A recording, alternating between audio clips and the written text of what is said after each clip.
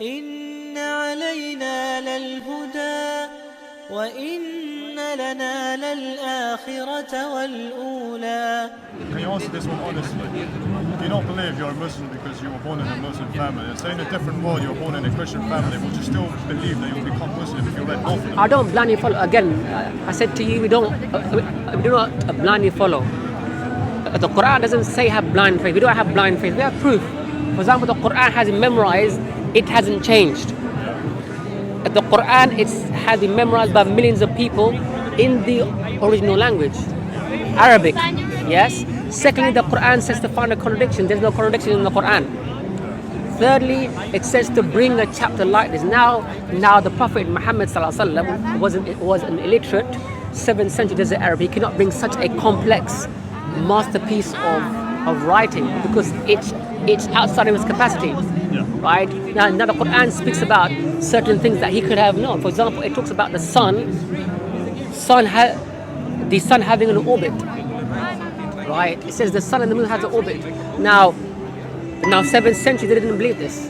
It was only in the 1900s where they saw the planets moving away from each other. They saw the background radiation. They saw the red shift. Right?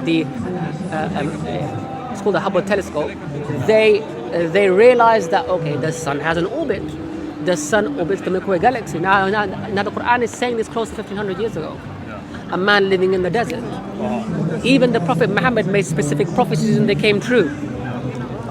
For example, have you been to Dubai before? I mean, what? Dubai. I've been to Dubai now. Do you know when they became rich? When they discovered they had oil. Okay. Do you know that they were extremely poor before, yes? Yeah. So in 1966 they found oil and then they became extremely rich. Yeah. Now the Prophet Muhammad he said close to 1500 years ago that there will come a time where these barefooted Bedouin desert dwellers, shepherds, they will compete in building tall buildings. This is one of the minor signs of the Day of Judgment. Right? 7th century they had the Persian Empire and the Roman Empire. They had buildings and architecture, yes? Yeah. But the people living in Arabia didn't have anything, right? It didn't say the city Arabs, he said the desert Arabs, because the city Arabs have some sort of trade, right? Desert Arabs are goat herders. Now, where's the tallest building in the world? Huh? Where is the tallest building in the world? The tallest building in the world. I don't really understand that question. Where is the tallest building in the world? The closest building. Tallest building in the world. Dubai, no? Dubai, right? It is called the Burj Khalifa. The third tallest building in the world, it is the Mecca clock tower in Saudi. Yeah. Yes. Now they are trying to build another building in Saudi Arabia called the Kingdom Tower. Now they are competing. How does he know this? Yeah, I get what you're trying to say. You're trying to say like there's many examples in the Quran revelation where you could argue like, hey, it's come true, that means the Quran is right, that means my own religion is right. But that's the same with like various other religions. Give me one proof. Give me their proofs. Give me one proof for Christianity. You could say the same with like, you could argue the same thing with mark and peace in terms of revelations, which is starting to be implemented in our free chips, in our contactless wrist. Specifically, but this is speculation.